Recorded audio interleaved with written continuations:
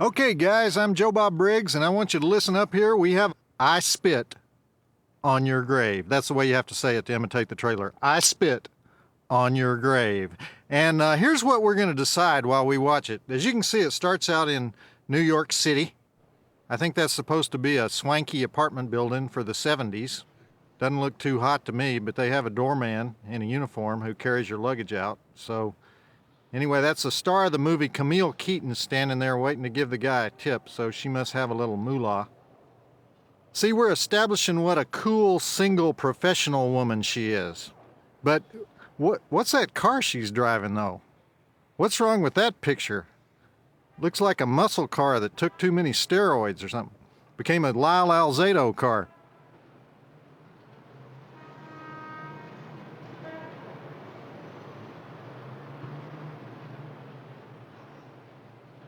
That's about all the New York City you're going to see. But anybody who saw this movie in 1978, and actually it was released twice. It was released first in 1978 as Day of the Woman, and then again in 1980 as I Spit on Your Grave. Look at those eyebrows on her. Are those some serious eyebrows or not? She looks kind of stoic and serious as she's driving out into the country, doesn't she? Anyway, this movie had one of the most famous exploitation posters in history. This woman has just cut, chopped, broken, and burned 5 men beyond recognition, but no jury in America would ever convict her. I spit on your grave. But actually, as we'll see, she only kills 4 men, and she doesn't burn any of them. She cuts and chops and breaks, but no burning. So they don't call them exploitation movies for nothing, do they? Okay, so this country road she drives down is actually located in Kent, Connecticut, where they made the movie. And anybody who saw this movie in 1980 would have already seen the poster and heard the word of mouth, so they know that this stuff at the beginning is just kind of lulling us into a false sense of security. You know, just a typical New York gal on a country drive, alone. How feminist of her.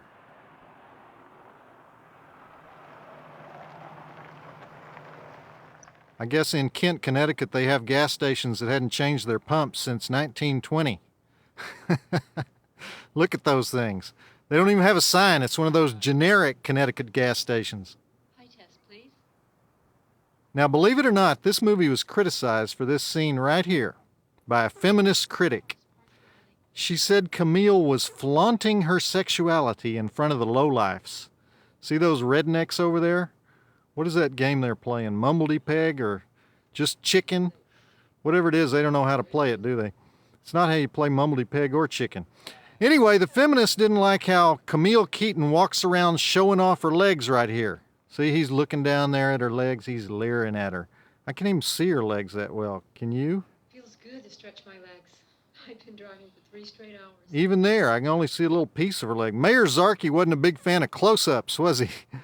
Anyway, this particular feminist critic said she shouldn't be prancing around in those stiletto heels. But hell, you drive 3 hours in stiletto heels and you're going to want to get out and pace too. Anyway, I don't know why the feminists zero in on that. I don't think she's dressed in any particularly provocative way. Her hair is up. Her dress is knee length. Okay, it is a red dress. Fairly normal. Yeah. I got the game. That'll be 520. Did you hear what he said? $5.20 for gas. And this came out after the Arab oil embargo. There's some nice leg right there. That's the only leg you have in the whole scene. He's not even looking. Anyway, what I started out to say is what we're going to decide while we watch this movie is this the most disgusting movie ever made? Which is what Siskel and Ebert said on sneak previews. Or is it the most feminist movie ever made? So that's what we're going to do while we watch this. Now, one thing you'll notice is that they use no music in this film. And I like that. Kind of makes it creepy, you know, even from the beginning. Everything looks so lush and green. State of Connecticut, they could have used this part of the movie in a tourism film, couldn't they? You know what else was also filmed in Kent, Connecticut? Friday the 13th Part 2. But of course, after a while, you start having too many movies in Kent, Connecticut. It starts to cut down on those summer rental prices, you know. You probably get some good deals up there. Anyway, obviously, she has never been to this place before. But she likes what she sees, And this is the part of the movie where we see what a free spirit she is. See that close-up they had of her there? Looked like a Clairol commercial, didn't it? And I think what the director is trying to show here is that she doesn't need men, for one thing, you know? Because after all, who rents a vacation house for the whole summer and stays alone in it? Even men don't do that.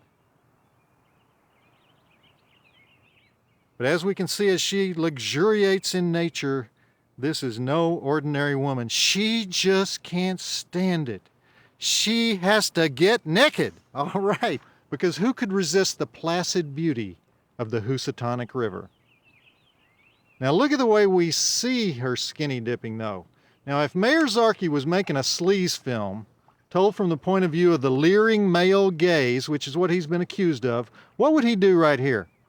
He would show every bead of water on her breasts and probably have her do the backstroke in close-up. Instead, what does he do? The longest shot of all long shots in the history of long shots, she becomes a little microscopic speck in the distance there. And to tell you the truth, I'm not sure what this shot means. I assume it means that somebody's watching her. Either that or he's just establishing how tranquil everything is and what a nature girl she is. This was the 70s, you know, when women were going through that whole free to be you and me thing, and people would have seen this and thought, what a cool gal she is, no hang-ups. And then she transforms herself into a babe. Look at those cut-off jeans, bare midriff, no bra, long hair. Obviously a woman, comfortable with her body, as they say, and yet she's domestic, you know, packing all her stuff neatly into the drawers.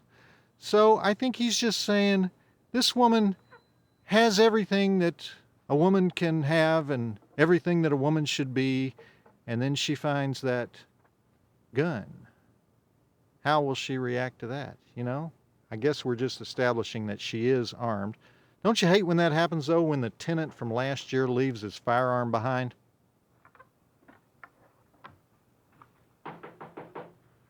And then there's that insistent knock. The evil residing in Kent, Connecticut can't wait to get at her. Guy just knocks and knocks and knocks. And there he is. You wrote it, ma'am. Hi. I thought you'd never find the place. The geeky guy in the horn-rimmed glasses is an actor named Richard Pace. I finished here last summer. I know this whole area like them squirrels here. This was the first in a series of one role for Richard. He's kind of a standard country bumpkin retard. He just compared himself to a squirrel, if you heard that. And she thinks that's funny. New York City? Mm-hmm. You come from an evil place. New York is an evil place. A tip from an evil New York. Whenever city people go into the woods, there's always a retard, and there's never any decent dental work. Two things you can count on. This place needs a little optometry as well. We're setting up the difference here between people who live in the city and people who live in the country.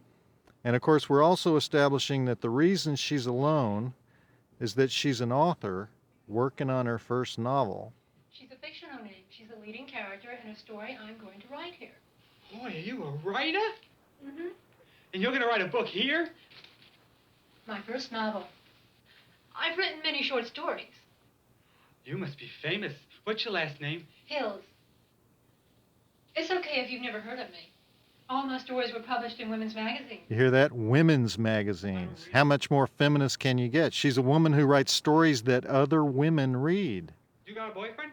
Here's where she makes her first mistake, though. I have many boyfriends. I have many boyfriends. Wrong thing to say to a geek with an apple in his mouth. You just call me and I'll be here. Then she says she'll be his boyfriend. Wrong answer. Notice the standard retard uniform, by the way. Plaid shirt, top button buttoned. And notice that Matthew has a bubblegum card stuck in his bicycle spokes. So I think the message here is body of a man, mind of a child, bad combination when you're in the woods, as we soon find out when he drives back to the gas station to report. Watch out! Matthew drives back to the gas station to report on her tits. Here's some bad male guys hanging out at the gas station. Looks like a house to me with just a couple of old pumps outside it. Hey guys, there's a new chick on the Housatonic. Yeah, she stopped you this morning. I saw her tits. I really did. Shit. Yeah?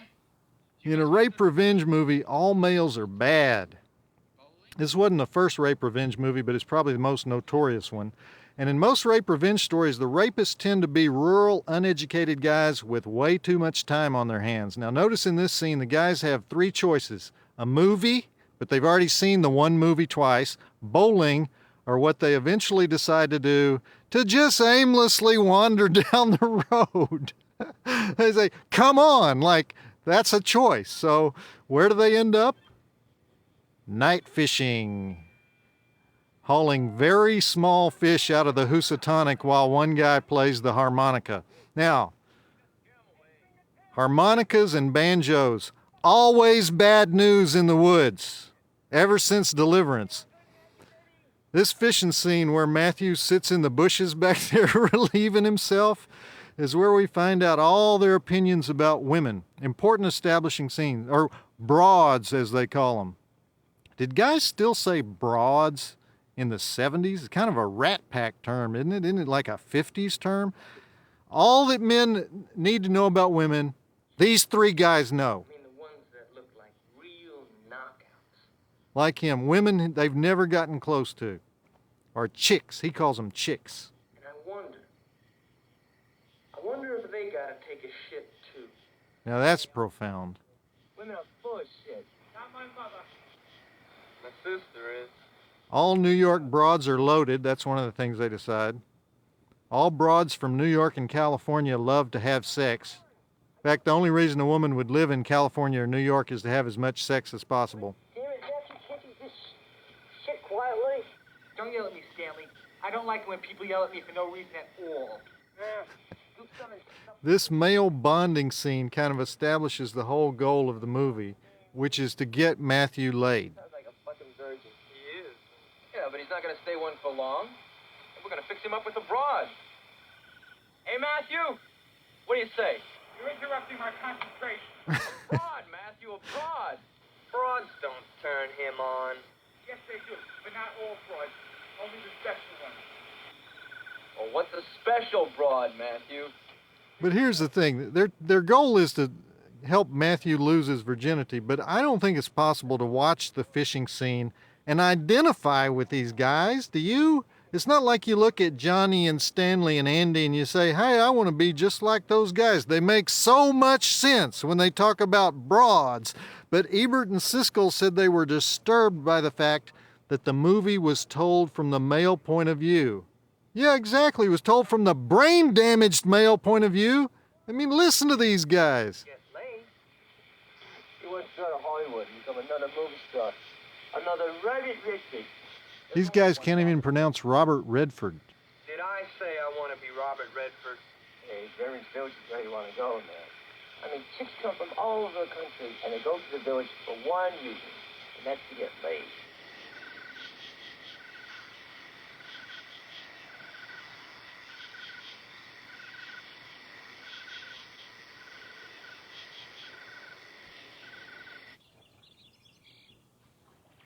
Now look at the contrast when we see Jennifer. Here she is paddling her canoe at one with nature, whereas we just saw those four lowlifes collecting fish that weren't much bigger than guppies like they were prize marlins. Then we're going to have all this voiceover stuff from Jennifer's autobiographical novel. Chapter 8, page 1. Finally, after weeks of self-doubt and much deliberation. Yeah, blah, blah, blah. She can't really write very well. The point here is she's leaving the big city life behind with all its stress. And by the way, wearing an excellent orange bikini there in her hammock. We'll see that in a minute. That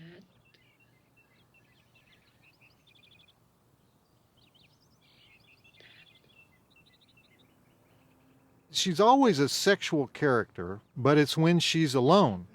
So it's kind of innocent in the context of the movie. She's not exactly a virgin because we get from her writing and things she says that she's, an experienced woman, but she's definitely not available. But of course we know that she won't be alone for long, even if she doesn't know it yet. and the director uses that noisy, obnoxious outboard motor to mess with her little perfect world here. Because when she goes out on the river, she uses a silent canoe. When they go out on the river, they mess up nature big time. Daily schedule. Restless days. Camille Keaton never got much credit for her acting in this movie, but I thought she was pretty good. It's not much dialogue to work with, but you get a lot of information from her face and body. And there's some body information. And she's relaxed. That's what the scene's saying. She's relaxed. She's in her element. These guys bug her, but they don't really scare her. Camille is the grandniece of Buster Keaton, by the way, but she was best known as the star of The School That Couldn't Scream, which was an Italian horror movie from 1972 that wasn't that great. The original title was What Have They Done to Solange? And she played Solange. But Camille made 7 movies in Europe before I Spit on Your Grave. And you could have called this movie What Have They Done to Jennifer?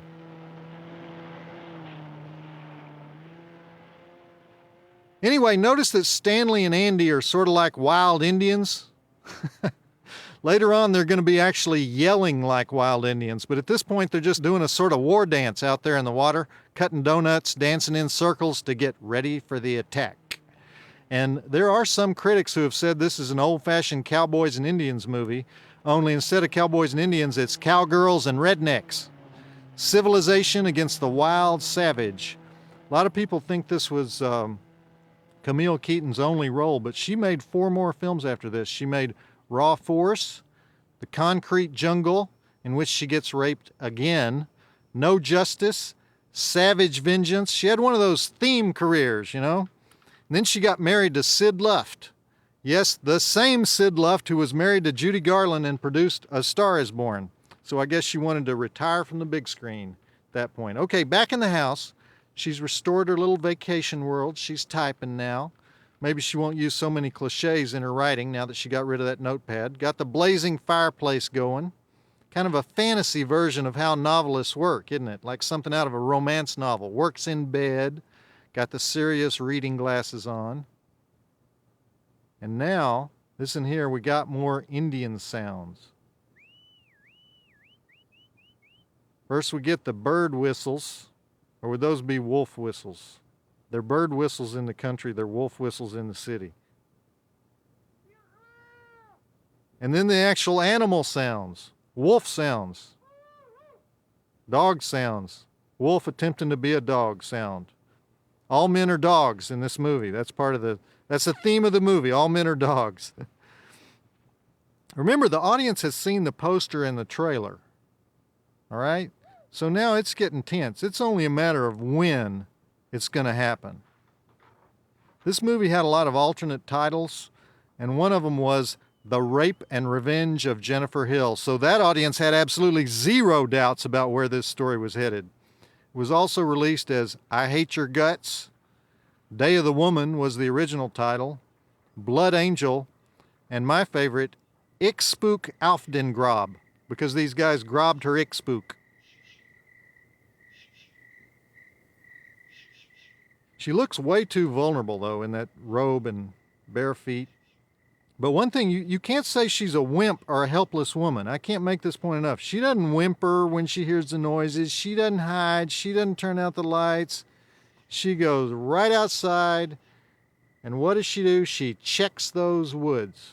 So she's no helpless female. I keep pointing this out because the reviews that destroyed this movie kept talking about how helpless she was. We occasionally have a few indications that maybe she's, thinking that she's in over her head. Like, we get this one close-up she has here with the troubled look. Where is it? It's right in here somewhere. There it is. That's about as troubled as Camille Keaton ever gets. That is as weak as you're going to see this woman. So the whole scene is a setup. Because when do you expect a rape to happen? Middle of the night, right? What she doesn't know is that these guys are more sadistic than that. Then we get this long hesitation as she stares at the drawer that contains the gun, thinking about using that gun. They make a big deal about the gun. Couldn't have been that scared though, right? Because here she is sunbathing in her canoe the next day. Camille was 28 years old when she made this movie. I think we've pretty much established her character though, don't you?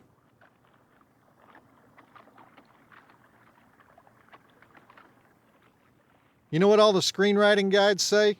The exciting incident of a movie needs to happen around the 20-minute mark. Well, all I can say is we're coming up on about 21 minutes here, and what do you know? Listen, there's that dang motorboat noise again.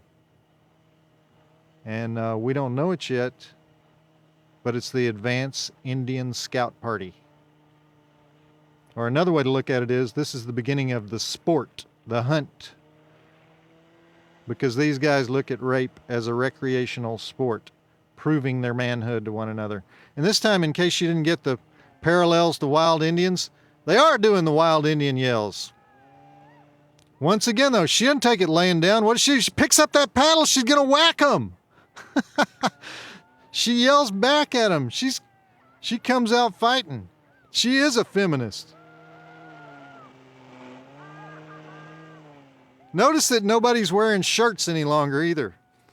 The bare-breasted redneck in one of these movies is pretty much an Indian in full-bore war paint.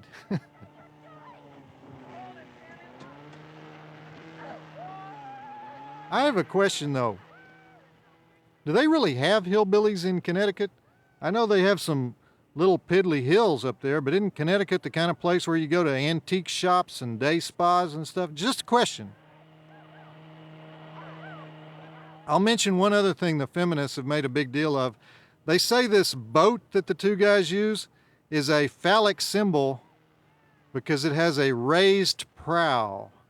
Oh, that's nice. No, nice through the crotch shot. What I notice about these guys is they always have their prows pointed in the wrong direction, though.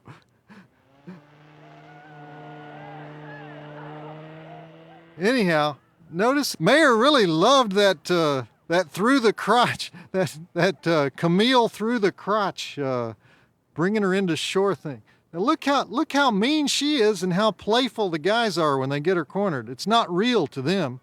It's like a glorified wild boar hunt or something. Listen to what he says. She's a wild one, he says. Like maybe they've done this before. How would he know she's a wild one? She does fight like a girl, though. That was kind of a lame hit.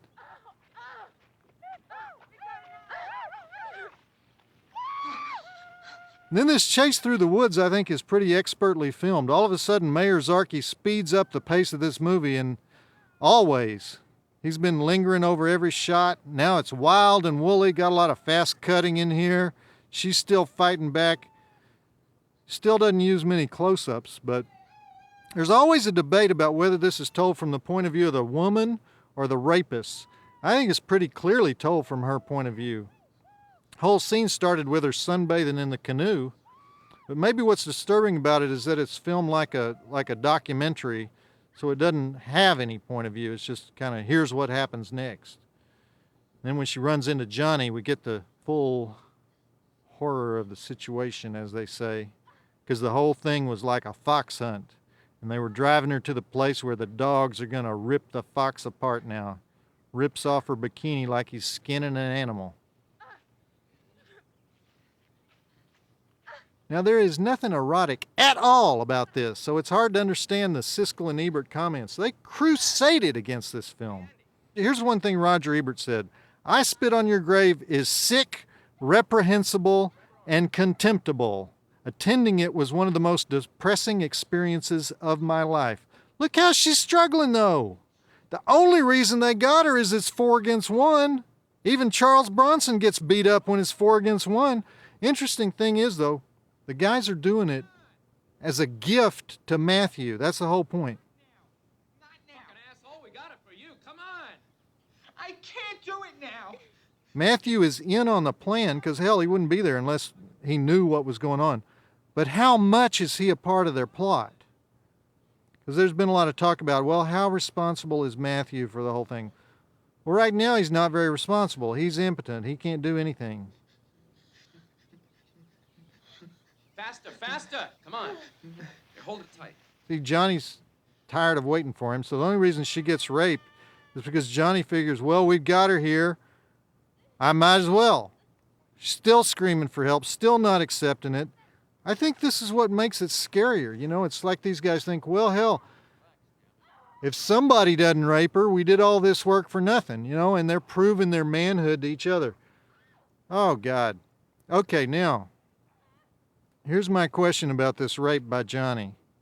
If Susan Brownmiller, Andrea Dworkin, and Gloria Steinem all tried to come up with their version of the nature of rape, wouldn't it look something like this? No sexuality at all. That's what they always say. It's not sex, it's violence. Just completely oppressive violence of a man against a woman.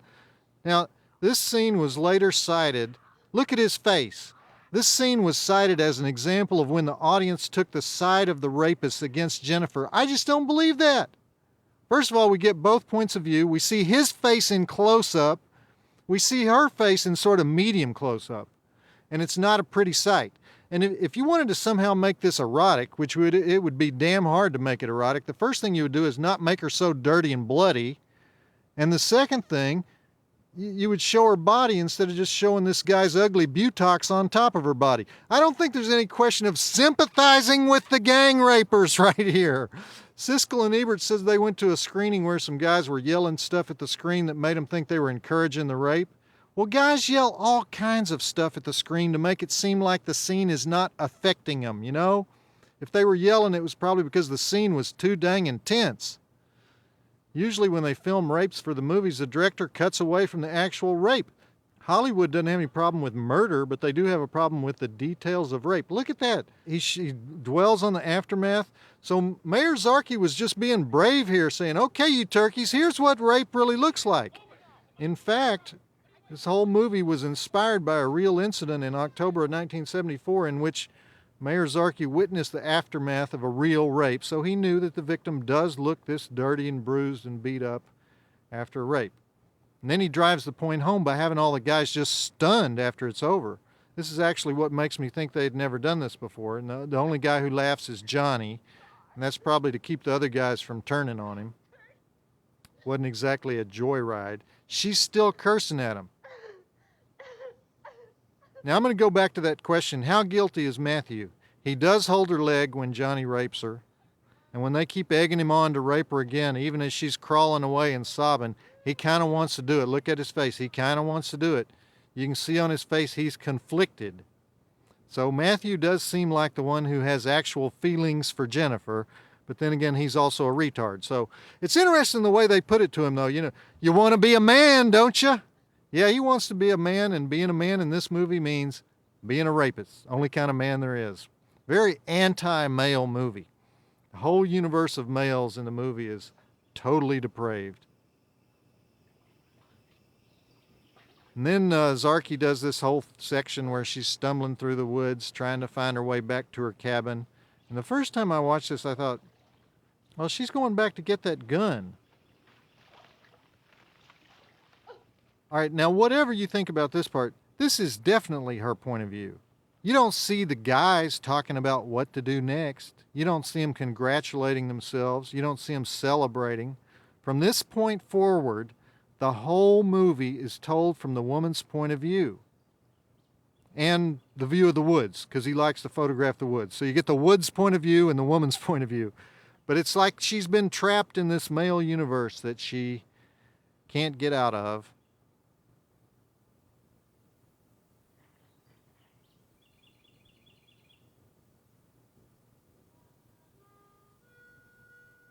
First rape takes place in the meadow. Now she's left the meadow and she's gone into the forest. You think, you know, that she's making her way back to her house, and then she hears something.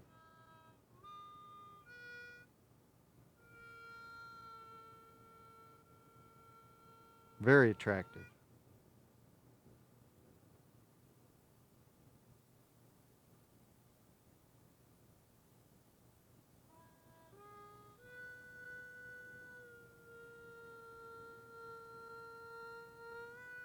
You know what I said about banjos and harmonicas in these kind of movies? And you go, uh-oh, no. There couldn't be some other geek in the woods.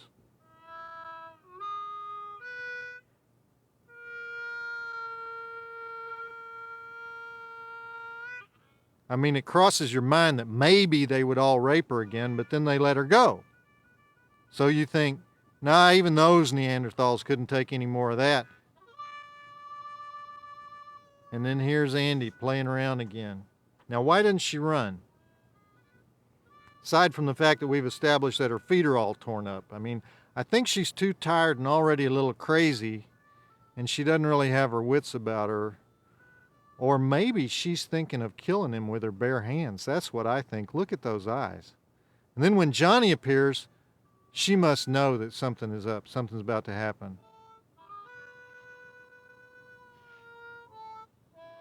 And now it doesn't seem so nice blowing his nose moment there.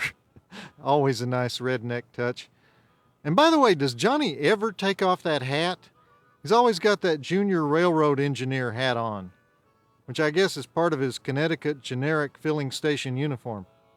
At any rate, she's now surrounded and the victim of this sadistic serenade. And you may be wondering, you know, what I was wondering at this point, which was, well, what more can they do? They already raped her. What are they going to do? Just pass her around?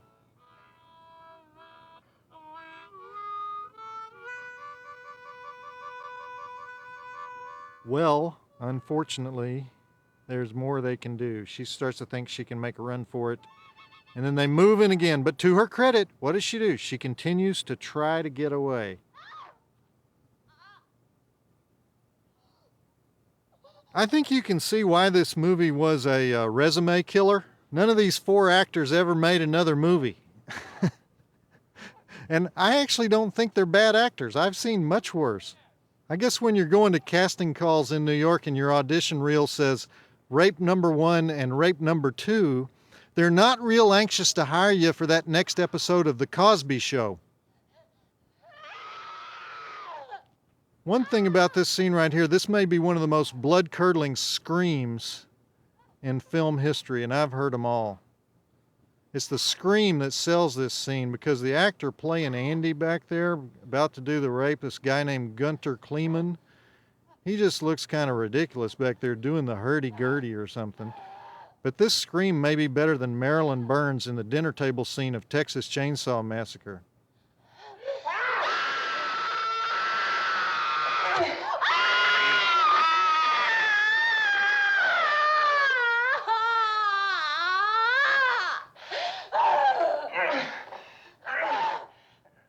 Is it over? God, that scream still gets to me. That scream gives me the willies. That totally sells. Look at this guy. The scream is all that sells the scene. Anyway, originally this movie got an X rating. I wonder why. And to get an R so they could release it, they had to cut out 17 minutes of film, cutting the running time from 98 down to 81 minutes. I think it'd be a pretty safe bet to say this 5-minute segment right here did contribute to that 17 minutes. But among the people who absolutely hated this movie was the Motion Picture Association of America. And when it was re-released in 1984 by the Jerry Gross organization and by Wizard Video, they were sued by Jack Valenti and the MPAA for using the R rating on the 98-minute version. But the only reason they were suing them is that this was one of those movies they had identified that they wanted to go away forever. Now notice how they're enjoying it more, these guys. They're becoming corrupted by repetition.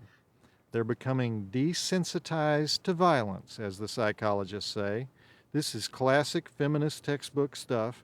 That's actually something that feminists would applaud in this movie, the growing lack of remorse as the rapes continue. And anyway, if the first rape didn't make you realize this is a horror film, this one certainly would.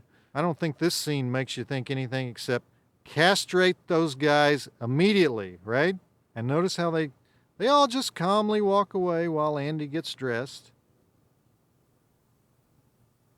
And then she doesn't move at all. He stays on this for a long time. And you think, is she dead? If you hadn't seen the trailer, you might think so. Then she eventually starts to move a little bit. One thing Mayor Zarki was accused of was lingering.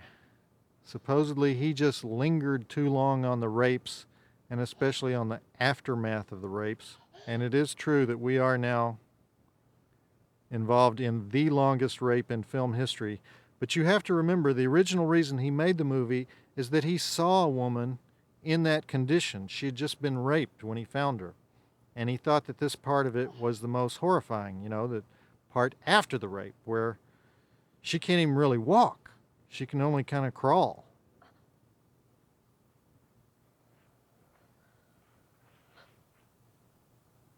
It's one of those situations of the movie being too real. That's why people didn't like it. It's almost like a documentary. They thought, oh, they raped some girl.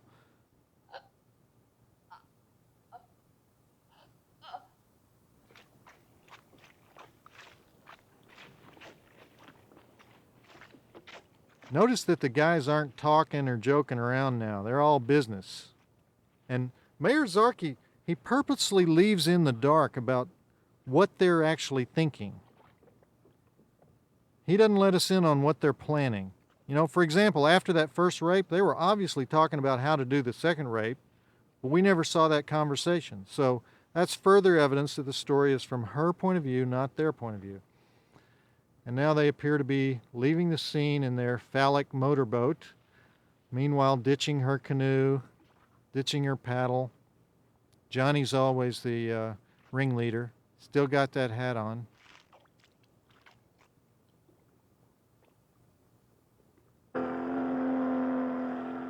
And then what more memorable image in the whole movie than when Johnny takes the crumpled bikini and toss it in the water, and we see the crumpled bikini floating on the surface of the Housatonic as that loud outboard motors into the distance. Those are some cold, primitive mothers, right? They just kind of let her canoe drift away. It's all that's left of her. Tough, two tough scenes.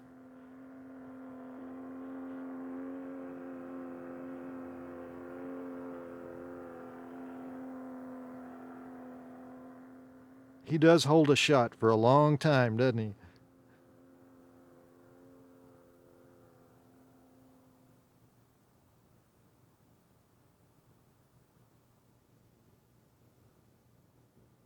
And now, oh my God, this woman is really messed up. She even looks like a different person.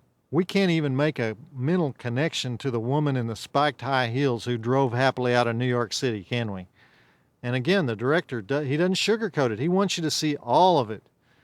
He wants you to see that she can't even really walk anymore. She is crippled. Camille Keaton didn't really get the credit for this performance she deserved. This stuff is not easy. She did win one award.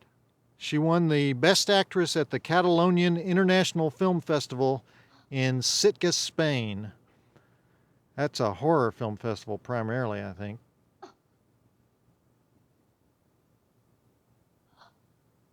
Okay, finally, thank God. She's back in the house, or almost. You know another spooky thing about this place in Connecticut? There's no other people around, ever. It's just her and the four guys. They're the only actual living human beings we've seen to this point. Gives the whole movie a kind of Greek tragedy feeling, everything's stripped to its essentials. And now she's determined to get to that phone. Something tells me she's not planning to call the Rape Crisis Center, though.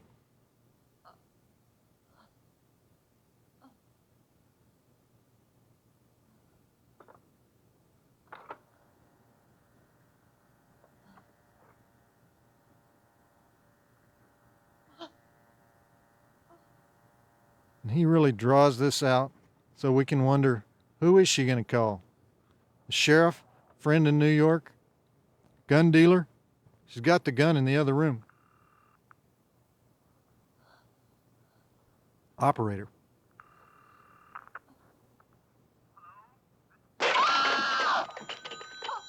And that's the moment that made the whole theater jump. That moment when Stanley kicks the phone, that was scarier in many ways than the original rape, because now you're thinking, oh man, there's nowhere to go with this. All they can do is kill her.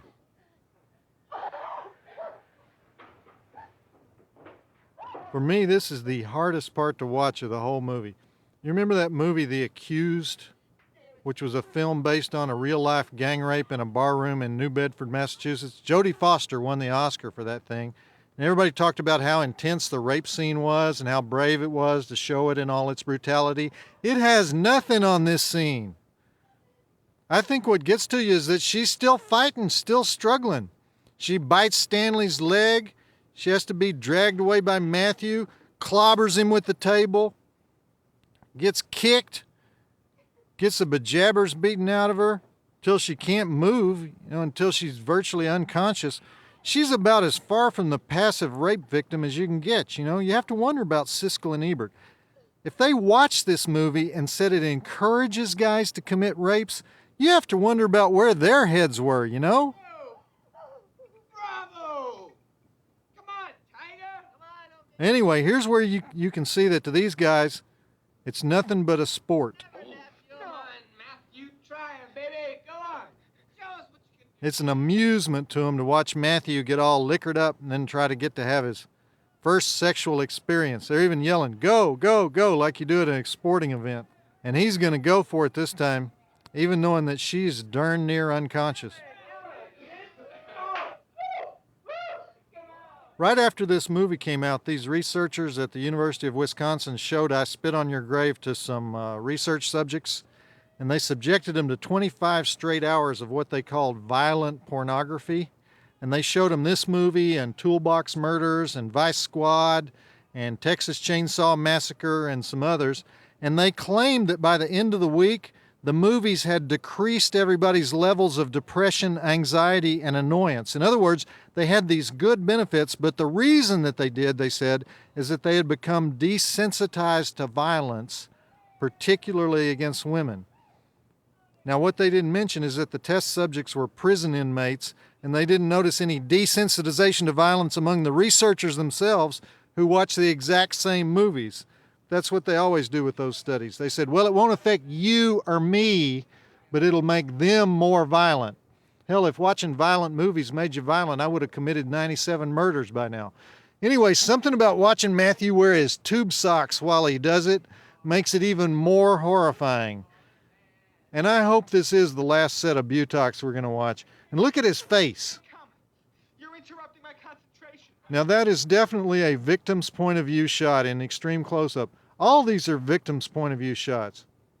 And then his whining about not being able to come and how he can't concentrate, how he doesn't like to be watched. See, that's the ultimate insult in this group, that he can't use his penis as a weapon. I'm sorry. I can't finish like that. Oh, shit, you can't finish anyway. That's not fair. This next part right here is what makes me think you could show this on the Lifetime Network. Andy is going to read her manuscript out loud. Now, on the Lifetime Network, that would be the ultimate killing of her being. He's going to read her actual literary manuscript. That would be the killing of her being more so than the violation and beating of her body. And the way he's doing it, Mayor Zarki is trying to build up so many points against these guys that nobody wants to see them live. Now that's the same principle as Death Wish or Dirty Harry. You have to show how evil the bad guys are, and then it's natural to want to see them destroyed. The difference is that Death Wish and Dirty Harry were just mainstream hits about male revenge, which is okay. This is about female revenge. Yeah, love. Now he's talking about the part where she writes about men who made love to her. It's the ultimate galling moment from her point of view, because they're all congratulating themselves on how slutty she is, proven by the words she's written.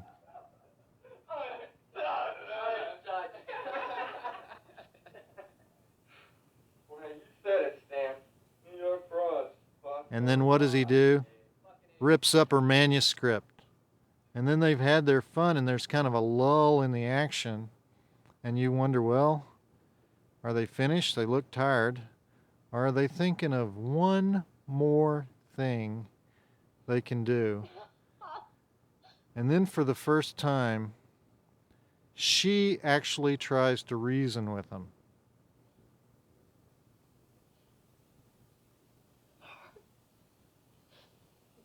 Please.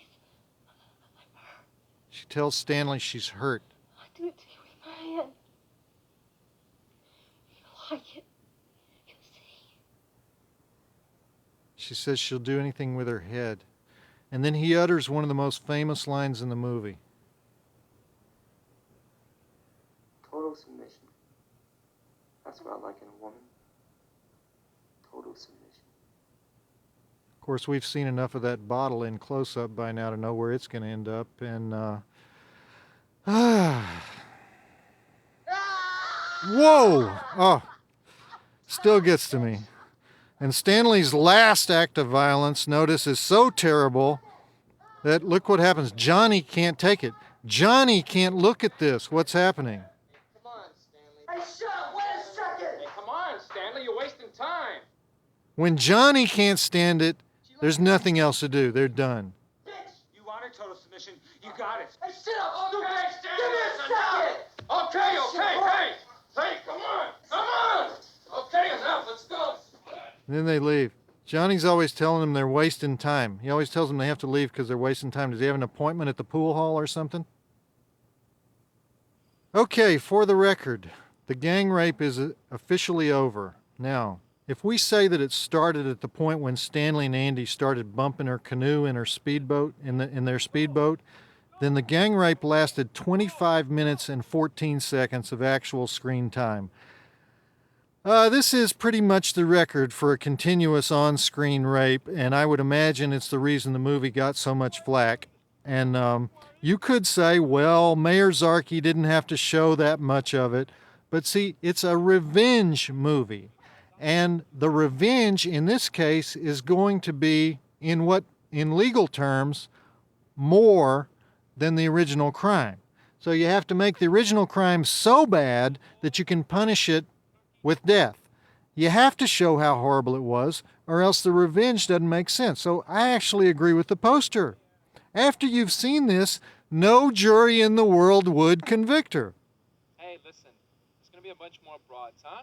Now, right here it starts to get a little shaky plot-wise, though, I think, because why would Johnny try to get Matthew to go back in there and kill her when he's the only guy in the crew who can't do anything right? We should choose the lottery. Matthew, I don't have time to fuck around. I mean, I can sort of invent reasons for why he might do it, namely, Matthew's a retard so he can be used as a patsy by Johnny. But he's also the guy most likely to open his big mouth and tell somebody about it, so why not just let Stanley kill her? He was on the verge of killing her just 5 minutes ago. Why not just let him finish the job? It was Johnny that had to get out of there because Johnny didn't want to watch it. But Stanley was mad enough to do it. Over here. No. Over here. Right between the ribs. Okay? The knife is like that. What's deep to the heart. All right? Then there's this whole exposition part here where we see Matthew's anguish, should I kill her? Can I kill her? Why do they want me to kill her? How do you kill somebody? Johnny gives him the quick lesson in the how to stab somebody in the heart. And then Matthew does his repetitive paranoid don't leave me speech. Once again, we don't have all day. Johnny has no time. Johnny is always short on time. And then the slow creep up to the house. Why is he walking like that? Why is he? Johnny has no time, Matthew. Go on up to the house. You get the impression sometimes this guy has watched too many Jerry Lewis movies. Here's something else Roger Ebert said about I Spit on Your Grave. This is a film without a shred of artistic distinction. It lacks even simple craftsmanship. And sometimes you have to sort of agree with him, like right now when Matthew should have been inside the house about 3 minutes ago. But Mayor Zarky likes to watch people walk all the way across a field when all he had to do was cut to the living room. But okay, he's finally at the house. They should have a rule in all movies. The retard cannot overact. even if it's Dustin Hoffman. Okay, practicing his Deathstroke. Good. Move forward. Let's get on with it. Matthew can't do something once when he can do it 47 times. So, of course, when he gets in the house here, he'll have to like look all over, stare up at the ceiling, stare at all the walls, look around like a silent film actor.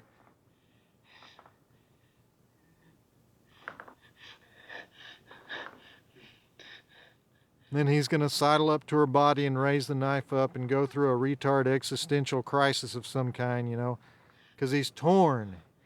He's torn between his twisted feelings of loyalty to Johnny and his twisted feelings of love for Jennifer. And so what is a brain-damaged man-child to do? And more important, how many groceries have gone undelivered this afternoon? Shouldn't Matthew be geeking it up back in town by this time? Shouldn't he be in the checkout aisle? We know he's not going to do it. Anyway, as anybody could have predicted, he can't do it. So a few more silent film actor gestures, and then finally he rubs the blood off onto the knife.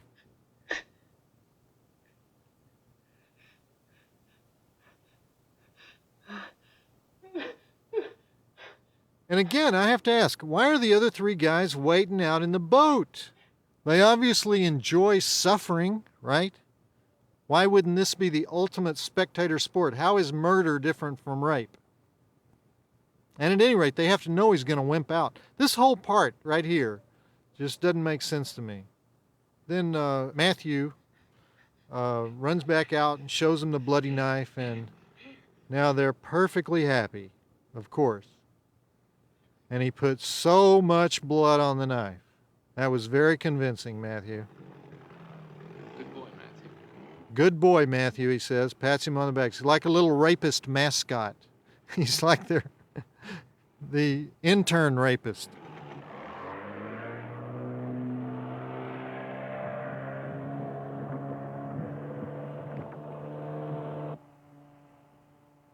We haven't really seen the aftermath yet, so we're going back in the house, and that's why I didn't like that segment. It interrupted the aftermath.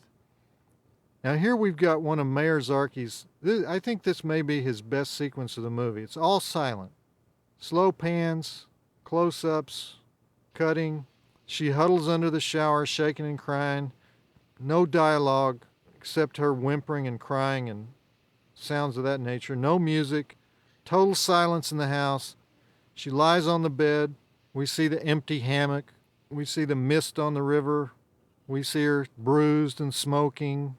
Abandoned railroad tracks. Anyway, I think this is great stuff. In a Hollywood movie, this part would have been ruined by music. She's regaining her inner strength. And once again, at the risk of repeating myself, this sequence shows it's her movie. It's not their movie. Even though there had been rape revenge stories told before I Spit on Your Grave, this film is kind of revolutionary, because the first rape revenge flick I know of was The Virgin Spring, which was directed by Ingmar Bergman in 1959. And the story is a farmer's daughter gets raped by these three goons in the movie, but the difference is that the revenge is taken by the girl's father, Max von Sydow, and not by the girl herself. And the same thing with Wes Craven's first movie, Last House on the Left, 1972. These two teenage girlfriends go out for a night on the town. They're going to see a band called Bloodlust, and a gang of vicious prison escapees rape, kill, and mutilate their bodies.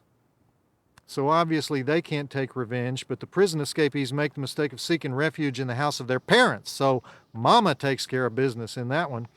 Oddly enough, that Wes Craven movie is just as hard to watch as this one, but it didn't get near the negative publicity that I Spit on Your Grave got. So anyway, Mayor Zarki wasn't making an entirely new kind of movie here.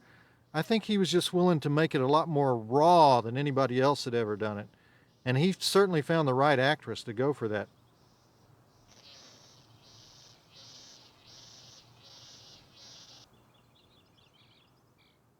Notice she has a black turtleneck now.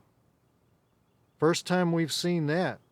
Forget the fashion plate stuff. She has a totally different wardrobe now.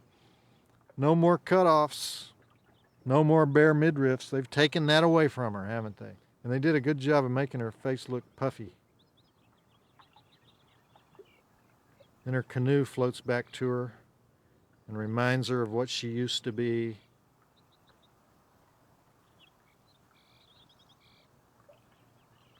And then the tow rope reminds her of how she's changed. A lot of this is done like a silent movie.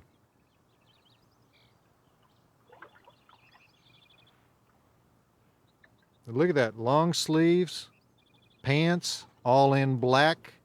This lady is almost ready to get down to business, don't you think? Interesting Camille Keaton fact. She was briefly married to Mayor Zarki after the movie was completed.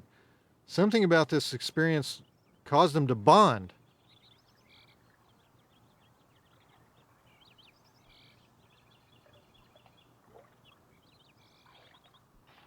Okay, she's starting to work again. Gluing her manuscript back together.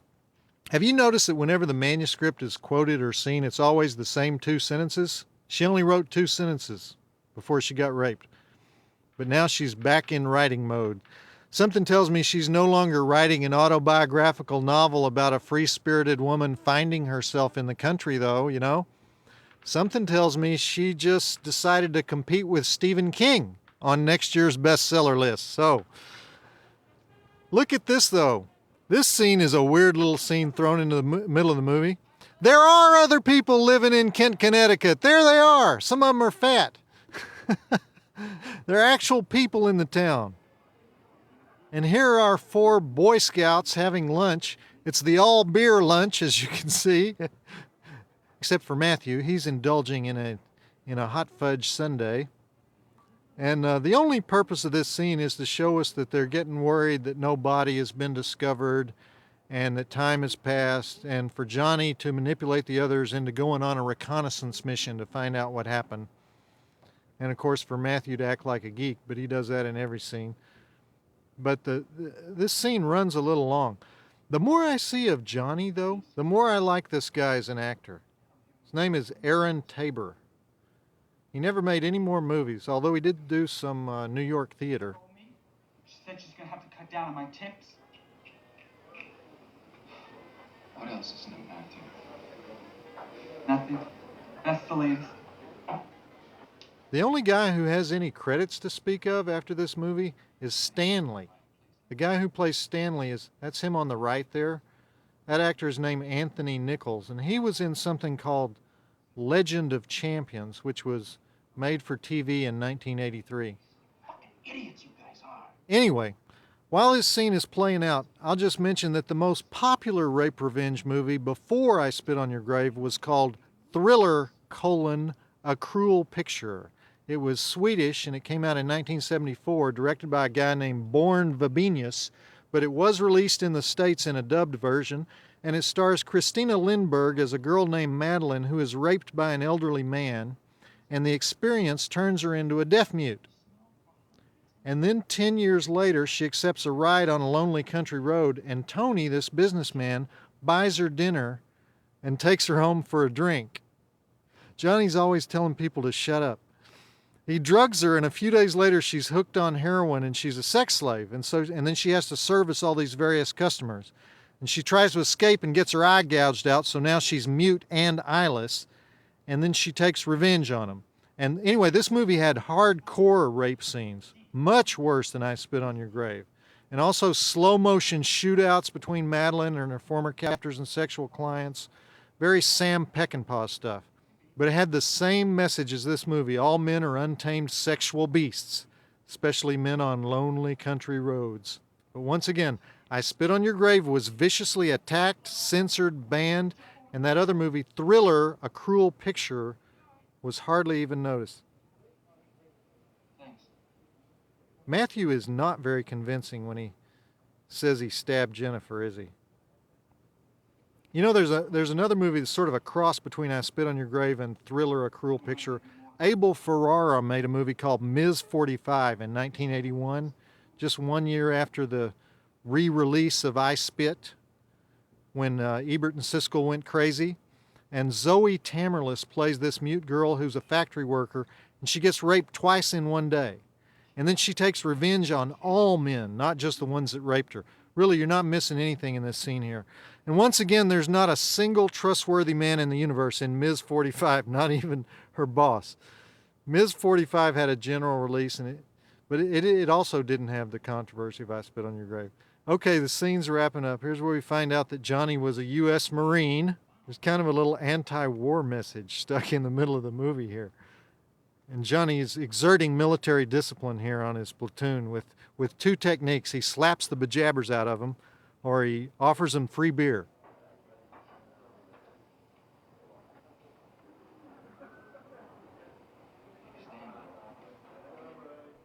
Here he's thinking about what he can do to get these guys to do what he wants.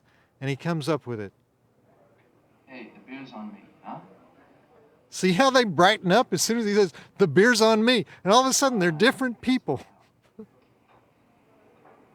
One of your handsome lady killer smells.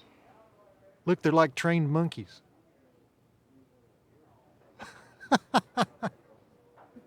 This scene goes on forever.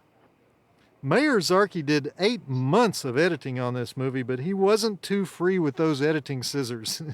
You know, this is not only a rape revenge movie, it's also a movie about the country's assault on the city and the city's revenge against the country. We had quite a few of those in the 70s. The most famous one was Deliverance, of course, with that famous squeal like a pig scene and Burt Reynolds taking revenge. But we also had Death Weekend, 1976, The Hills Have Eyes, 77. Great movie about mutant hillbillies who live in the desert. So I don't know what you call those, desert billies or something. Now Andy and Stanley point their prow toward the house on Park Hill Lane, but this time they're not too happy about going there. No war whoops or Indian yells as they grimly drive by this time. But what do they see? The new kick-ass Jennifer. Unsmiling kick-ass Jennifer, immobile, sitting right out there where they can see her. And starting to wear halter tops again. Classic Charles Bronson moment. I'm taking my femininity back. I don't know if they know what's coming after them. Probably not, but we do.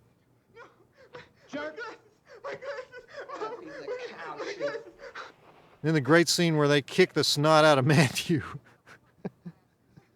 Matthew's whole motivation was to be part of the club, so he's getting the ultimate rejection right here. Anyway, I was mentioning The Hills Have Eyes. Great movie about mutant hillbillies who live in the desert. And then Forced Entry, 1975. Anyway, there's a whole series of movies where city slickers get killed by country bumpkins. And of course, Jennifer doesn't get killed, but in many ways, this is worse than getting killed. Here's another thing Roger Ebert says. There is no reason to see this movie except to be entertained by the sight of sadism and suffering. So what's your point? No, I'm kidding. Then we get this sort of Jennifer as Rambo moment, or I think that's what they were going for. This is a long setup here for the revenge. She's going to do it right, though. Didn't look too convincing putting that clip in, though. And then this is cool, the determined Jennifer. Where's she going? She's driving past a graveyard. Can you say foreshadowing? But it turns out that the graveyard is next door to a church. She's going to ask God for permission to waste some scum. And in the context of this movie, it's not that hard to imagine God going, oh, what the hell, go ahead. I don't think it's doctrinally very accurate. I don't think you're allowed to do that in church. I don't think you can go to the church and cross yourself and say, I'm about to chop, break, and burn 5 men beyond recognition, and no jury in the world would convict me, but I'm kind of worried about that whole afterlife thing. Do you think you might give me a free ride on this one? Those are the first words she's spoken since the rape. Forgive me. I don't think the Pope would... is this even a Catholic church? She's crossing herself like she's Catholic. Doesn't look too Catholic. Do they have Catholics in Connecticut?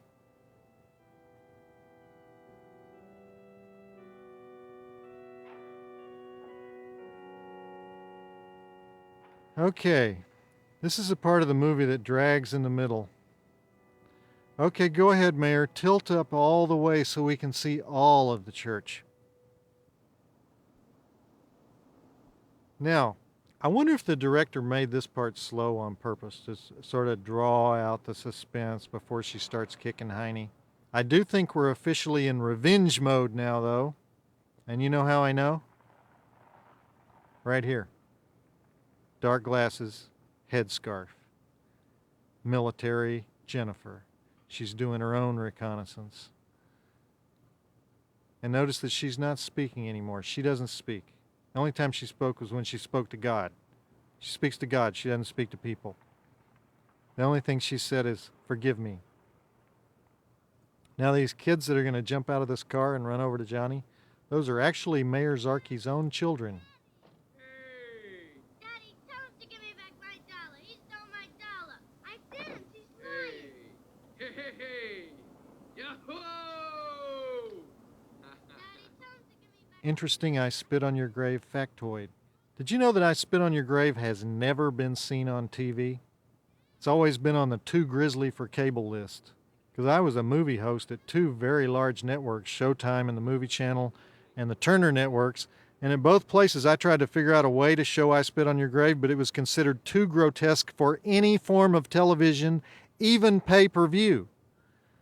I mean, eventually they loosened up and let the Texas Chainsaw Massacre be shown after it had been banned for about 25 years, but I Spit on Your Grave is one of those forbidden movies. They'll show Mayor Zarki's other film, Don't Mess With My Sister.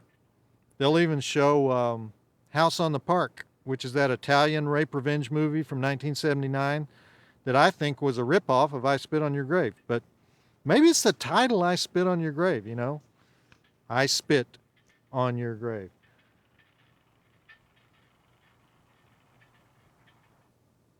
And then I love this part here. This is the second time she speaks. I'd like to order some items. I'd like to order some items. Yes, she does need some items, doesn't she? That's what men are to her now. Items. She's ordering up some items on a list, and she's going to check them off one by one. Now, as for Matthew... Hey, Matthew, get this to the house on Park Hill Lane. We know he'll do the stupid thing, and we know that he'll take a long time doing it, right? This guy, I think the thing with this guy is he went to way too many acting classes. He's living out every moment. I like his performance, but he takes 37 minutes to walk across a room. But let's get back to the old question of, should she even kill Matthew? How guilty is Matthew? Okay, in the first rape, he held her leg down. In the second rape, you know, he helped. But you could say he only did it because he was a retard, so the other guys manipulated him. And then there was that moment when he wanted to rape her, but he didn't. But the main thing for Matthew is when they're egging him on in the house, and he strips and he tries to rape her. Then he doesn't look too innocent in that particular scene. But then he saves her life by tricking the other guys into thinking he killed her. So does he deserve to die? It's one of those things they call diminished capacity, right? But of course, if you think he should get a free ride, you've forgotten the first rule of all rape revenge films: all men must die. They're guilty because they're male. So I don't understand this whole part right here, this hacksawing the beef part of the scene. I don't think Matthew is getting the idea that he's going to hacksaw her limbs off or anything. I guess it's just to remind him that he will need a weapon on this delivery, and so he steals that cheese knife. And then he goes clattering down the street on his bike to Park Hill Lane.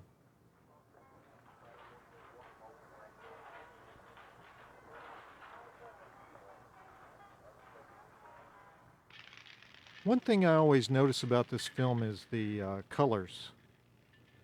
Even though the film is in color, they don't use much color. They don't do much with the color. It's like the color is a little drained or yellowy. You have a few scenes right at the beginning where everything looks lush and beautiful, and then it starts to get kind of dry and bleached out and darker and anemic looking. But once again, I think it's that whole cowgirls and rednecks thing, that this whole particular part of the world is drained of life, and life-draining. I think there's a reason that she zeroes in on Matthew first, though. And that reason is he is the only borderline case. So at this point, the movie's sort of giving you a choice. Are you with her or are you against her? Because it all depends on what you think about Matthew. Do you want her to just call the local sheriff? Send Matthew to jail? Or are you in on this revenge plot? If you're in on Matthew, you're going to definitely be in on all the others, right?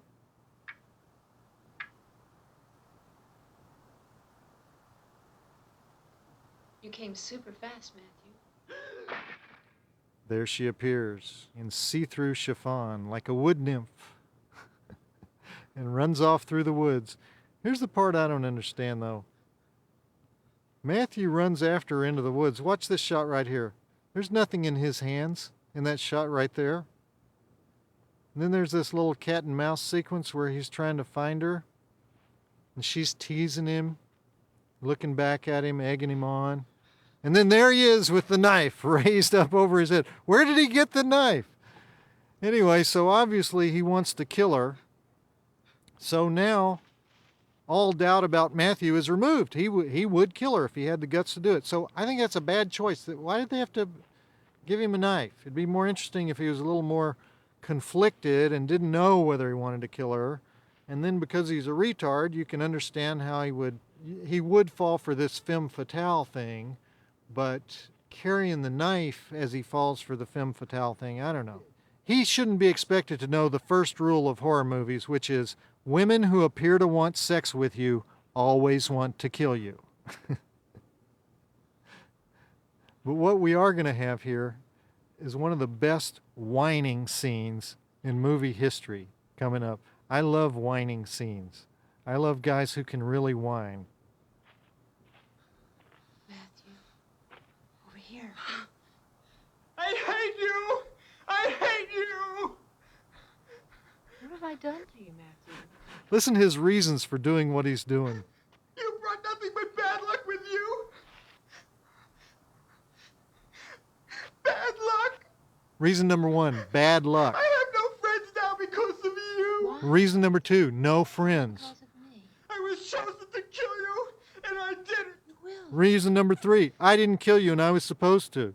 Just relax. I'm sorry I had to do this! Reason number four, I'm sorry. You with them. It wasn't my idea. Reason number five, sorry what I did before. Reason number six, wasn't my idea. I have no friends in town. Reason number seven, Matthew always repeats himself, no friends again. You asked me? You're here only for the summer. Because you're only my friend for the summer. And then one of her best lines in the movie. I could have given you a summer to remember for the rest of your life. Whoa. And then she flashes the breasts, and Matthew is a goner. Even though he keeps that knife raised for a remarkably long time. He's still keeping the knife up through all of this stuff.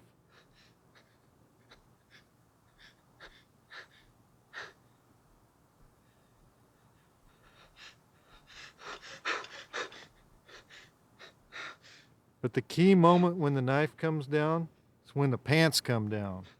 He's basically going to get killed for being the wine master, though. The whiny guy always has to die. We know that from Friday the 13th. This is pre-Friday the 13th, though.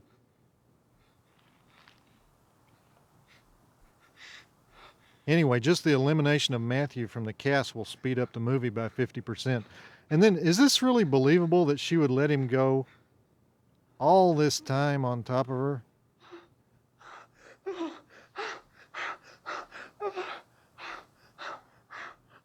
All right, she's got her chance now. She can get him, right? I didn't understand this the first time I was watching it. I thought it was just like they made a mistake or something. I didn't have the rig set up. Then I realized she only wants him to die at precisely the moment of climax. Is that cold or what? That's how kinky this lady is. It's going to be Matthew's first orgasm and his last orgasm. She takes his virginity at the same moment she takes his life.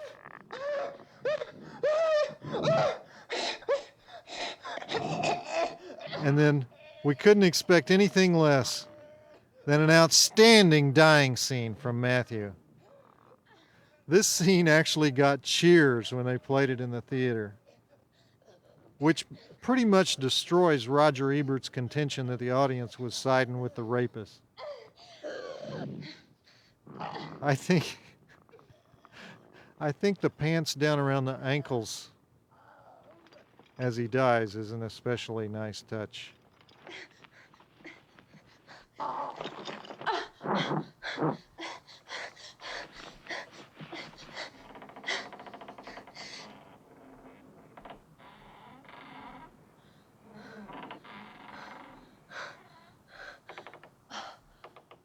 There's her first one. Look at her face. Didn't bother her a bit.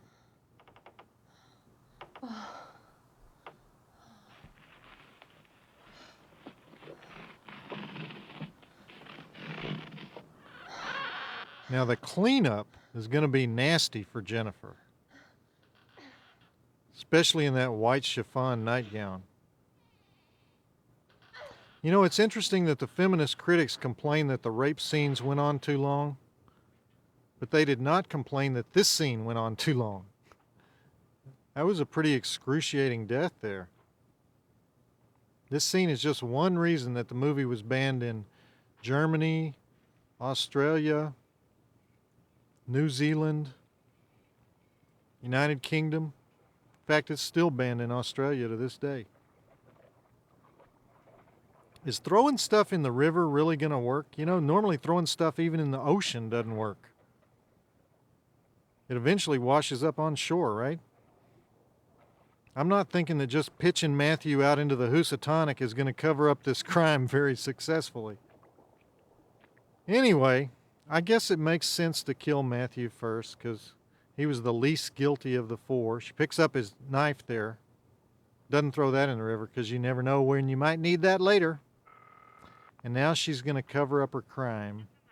This is the house on Park Hill Lane. An hour ago, I ordered a few things, and nobody's come to deliver. By reporting that she never got her groceries. Further evidence that she's not crazy. She knows exactly what she's doing. Now, Johnny. I kind of think Johnny should be the last one to die, don't you? Isn't he the most male chauvinist of them all and the one who's most responsible? This is a great way she does this, though. They do a real slow reveal on her. Gas station is closed, ma'am. You don't know exactly what he's looking at right away, but you can tell he's focused in on it. Sunday we only open half day. And then look at that. She's literally Come tomorrow. dressed to kill. Then she just kind of strokes her hair, which she knows how to do, and Johnny gets the message. She doesn't even have to say anything. I knew you were going to like it here. Why doesn't she have to say anything? Because women all want the same thing, right? The Johnny Creed.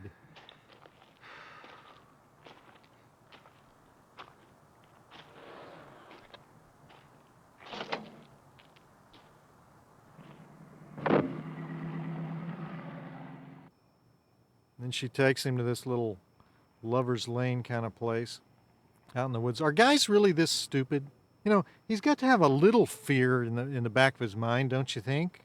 Or is it just that guys in the country are this stupid in the context of this movie? This is why I think Aaron Taber is a good actor, though. He sells this character. You know, he does it believably enough that you do buy it. Even when he's doing completely incomprehensible stuff like in this sequence. Aaron Taber was a music composer, by the way. May still be. He composed the music for the famous Candy Striped Nurses. We all love that one. 1974 film starring Sally Kirkland. Music by Aaron Taber. Oh, you want me to open the door for you? Okay. And then here's the part that Gloria Steinem would love.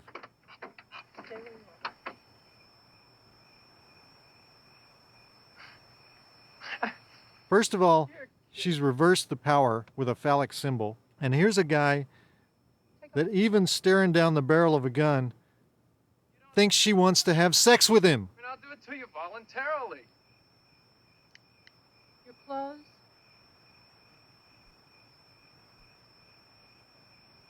I don't like women giving me orders. Then when he doesn't like the look in her eye, he tries intimidation. She almost shoots him. Look, Wrong thing to say in this movie. the wrong man. Listen to his reasons for being innocent. Look, I was conned into this whole thing.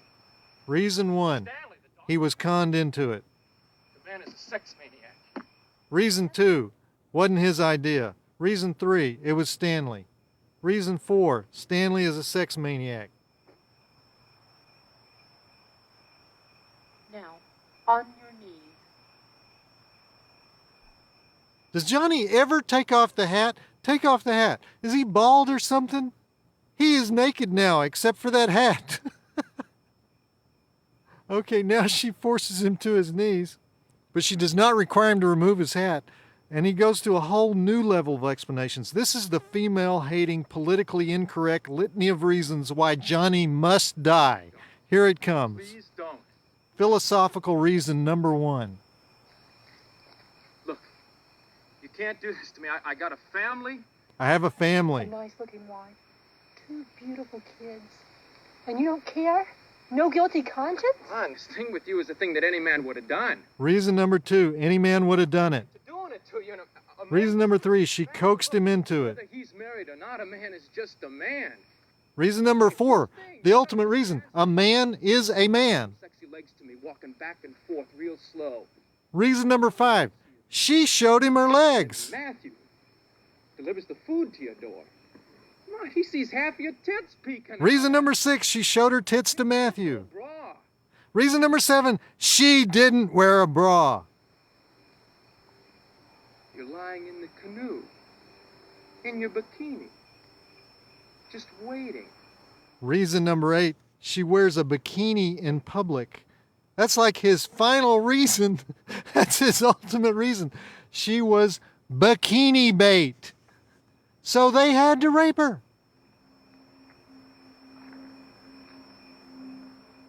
And at that moment, she gives him the gun. And he now thinks he's the smartest guy in the history of the universe because he has convinced her what a slut she is.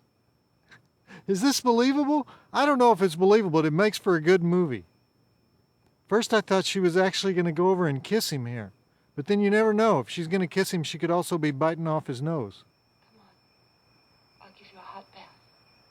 And then she says, hot bath. That's really turning a scene. Where does that come from? I think I know where it came from, though. I'm going to try to explain it. Johnny gave all those reasons that he had to rape her, right? In other words, he said the crime was caused by simple maleness, and she heard what he was saying, and so she decided, okay, maleness caused the crime, maleness will suffer the punishment for the crime. And so she got this idea, and when she offers the hot bath, he goes for it, setting up one of the most famous scenes in exploitation history. As you can see, they're already naked together. 15 minutes before this, she had him on his knees with a gun at his head. Now they're naked in the bathroom, having conversation. And so what does she do as she gets naked with him?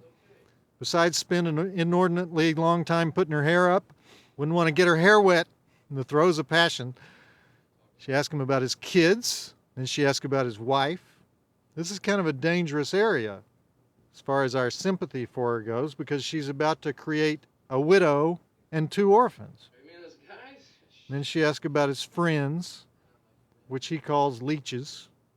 You know, they hang on me like leeches. She's sort of getting him to review his entire life. It's like she's having him do his own eulogy. Despise people that don't work. And then that's funny. I really despise people that don't work. Matthew works. He's okay. It's interesting that all these guys, when they get around her, deny being related to the other guys, which sort of goes along with the idea that rape, for them, is a kind of sport. And the purpose of it is to see who's more macho. You have to put down all the other guys so you'll be king of the rape squad or whatever.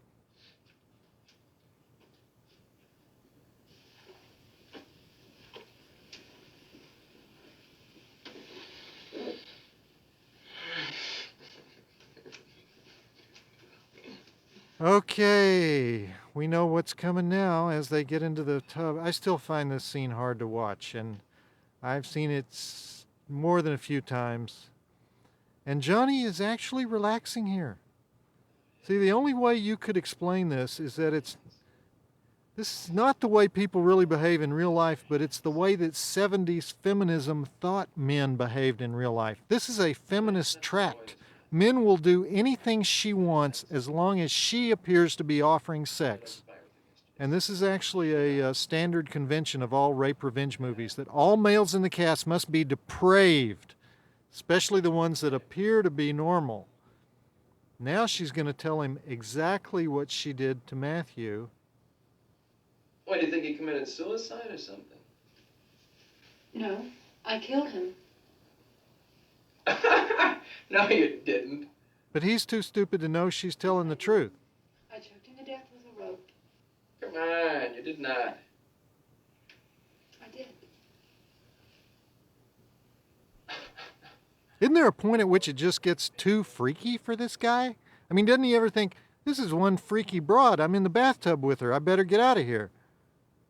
Especially when she starts talking about how Matthew came He came. while she was killing him. He came. You've got weird sense of humor. Do I?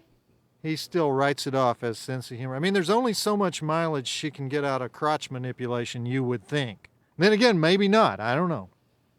I want to mention this quote from Video Movie Guide here, written by Mick Martin and Marcia Porter, right before we get to the climax of the movie, so to speak.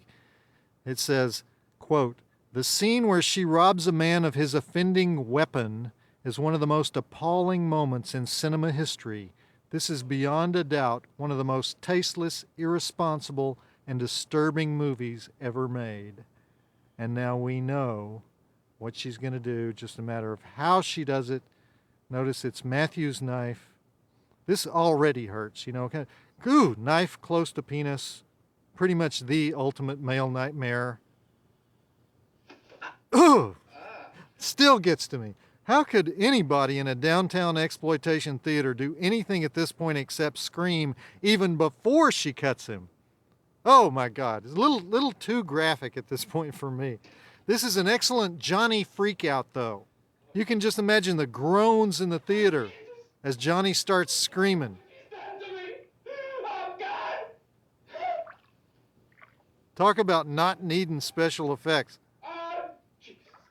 Is this great acting or what? I mean, it's not like you can practice this. You can't go out in your backyard, you know, and try this before you come to the set.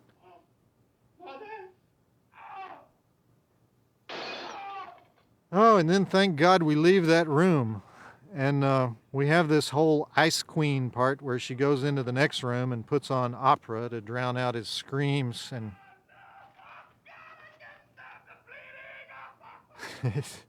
it's Puccini she plays, in case you were wondering, and waits for him to die. I actually think this would have been a great closing scene for the movie. It seems like this should have been the last scene of the movie. The head bad guy should always die last, I think, and the other two guys are just too stupid, you know.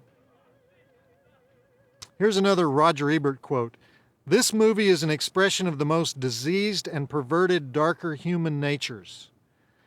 Yes, it is, but at this point in the movie, who's darker and more perverted, the rapist or the woman who just cut off a man's wang doodle and let him die a slow, painful death right after making small talk with him about his wife and 2 kids and telling him about her other murder?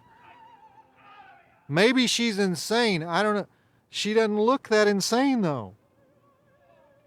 Although the rocking back and forth in the chair it's kind of creepy. But I don't think she's insane. She's just pissed.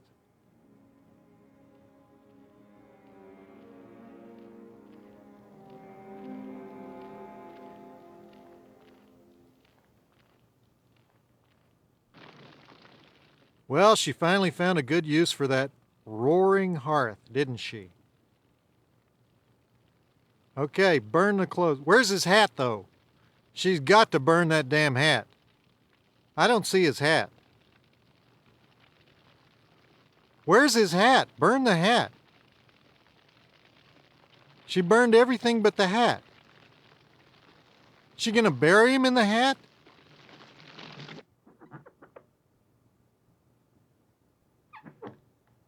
Very diligent about hygiene. Oh, look, there's his body and no hat. At last, and he's not bald.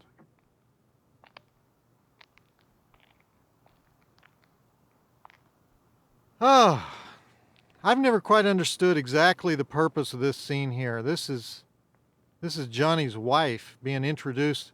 We're introducing a new character at what, the 90-minute mark of the movie? Here's a new character to deal with. But I think the purpose of it is to show what a bitch Johnny's wife is. Once again, those are Mayor Zarki's real children in their big scene here. And there's Johnny's chunky, dowdy wife. Why do you hang out here all the time? Huh? All the people who live in town are unattractive in one way or another. I guess this is so we won't feel too sorry for the widow and orphans is why they're making her such a bitch here. Nasty woman. Probably deserved it, right? I don't know, it's just kind of a weird scene to inject at this point, though. And she's a smoker. She and Johnny both smoke too much. You know, there's actually a rape revenge movie that's actually more explicit than this one, even after the scene we just saw. It's a French movie called Baise-moi, which means fuck me or rape me. Came out in 2001, made by two French feminists who I would be willing to bet were inspired by I Spit on Your Grave. Hardcore penetration scenes. It's got these two girls who are lured into a warehouse and brutally raped, and then they go out and start killing, maiming, and mutilating men at random just because they're pigs. And in the ultimate scene in that movie, they make this bartender take off all his clothes and grunt like a pig, and then they put a gun up his wazoo and pull the trigger. Available on video.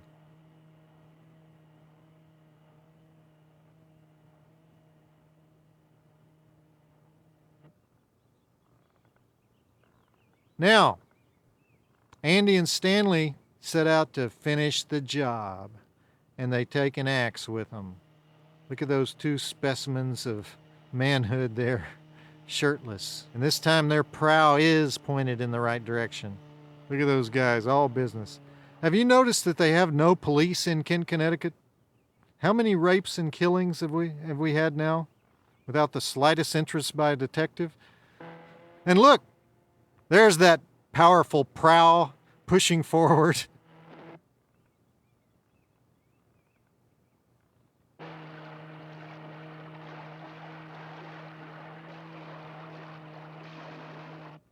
But look at Jennifer, totally restored.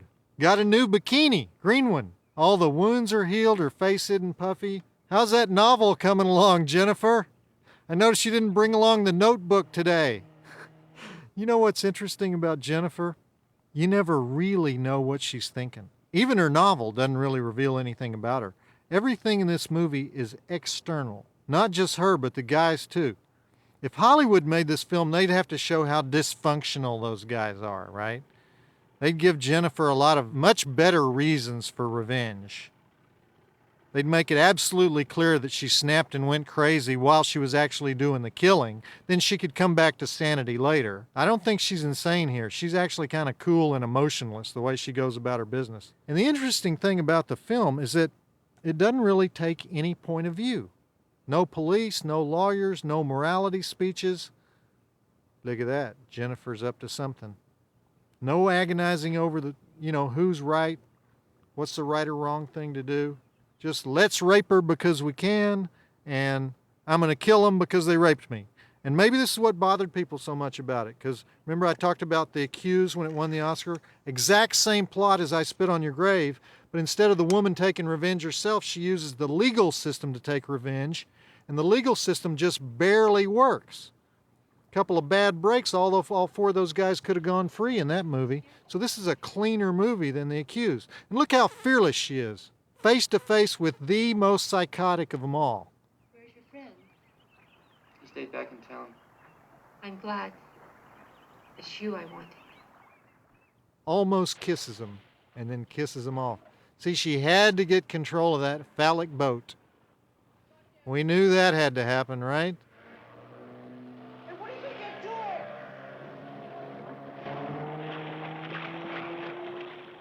Another thing this is the story of Little Red Riding Hood. It really is. Think about this. Kind of a bloody version of it, but it's Little Red Riding Hood. Girl goes into the woods, gets captured by a wolf, gets devoured by the wolf. Only way she can be saved is when a woodsman cuts the wolf open with an axe. Okay, only difference here is Jennifer doesn't need any goddamn woodsman. She's gonna cut herself out on her own. And Stanley and Andy are bringing her the axe. And now she's got the powerful prow cutting through the water. She's loving this now. Look at that. She's hot dogging it. You know how they always say poetic justice is not a good thing in a movie? Well, Jennifer apparently didn't read Aristotle. She's not happy unless she can kill the rapists with their own tools.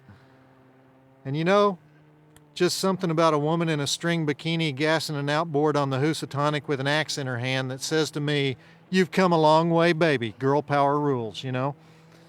How can you watch this scene and agree with those turkeys that I quoted earlier, the ones who wrote the video guide, you know? Here's what they said.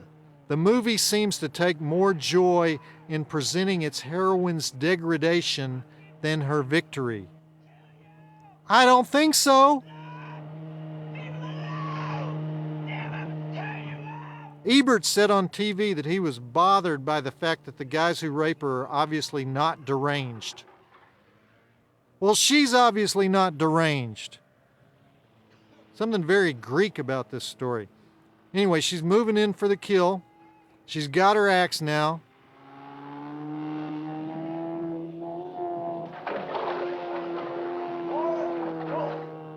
Look at this. Little lull here, and then we're going to be ready to party. Now, Frick and Frack there are actually trying to help each other at this point. And then watch what happens.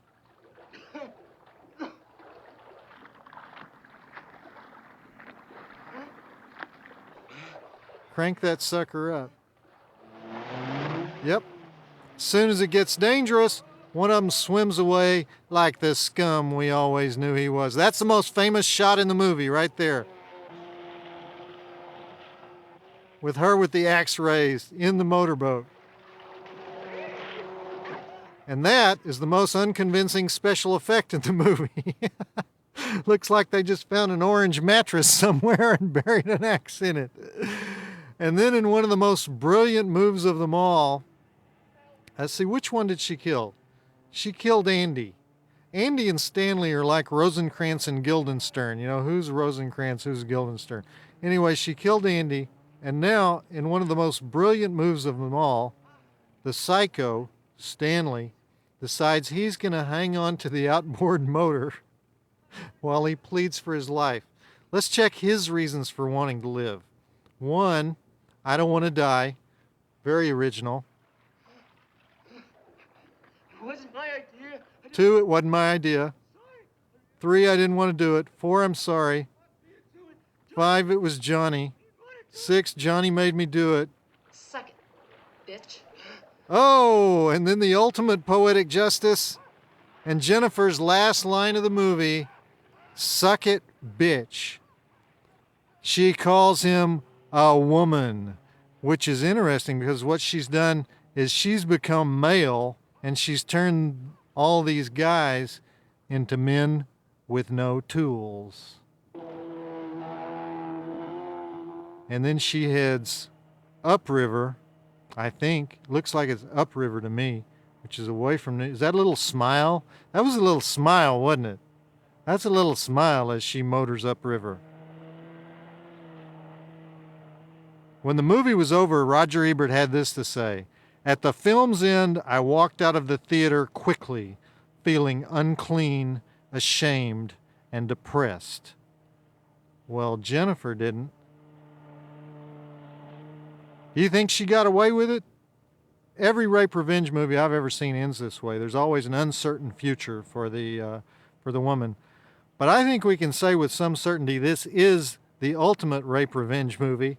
And I say, even though she's motoring upriver, away from New York City, I say she goes back to New York City and continues her literary career as the editor of Soldier of Fortune magazine. So, great performance, great movie, one of the most underrated movies of all time. I'm Joe Bob Briggs. Thanks for watching it with me.